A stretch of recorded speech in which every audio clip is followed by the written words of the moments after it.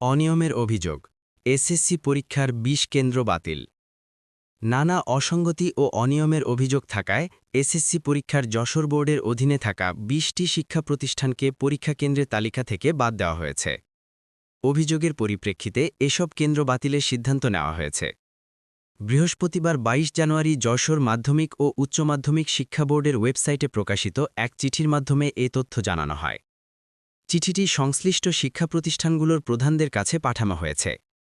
চিঠিতে উল্লেখ করা হয়, বোর্ডের পরীক্ষা কমিটির সিদ্ধান্ত অনুযায়ী অধ্যক্ষ ও প্রধান শিক্ষকদের আবেদন, জেলা প্রশাসকের সুপারিশ, পরীক্ষার্থীর সংখ্যা কমে যাওয়া এবং কেন্দ্রের বিরুদ্ধে অভিযোগের ভিত্তিতে ২০২৬ সালের এসএসসি পরীক্ষার জন্য কয়েকটি কেন্দ্র স্থগিত করা হয়েছে।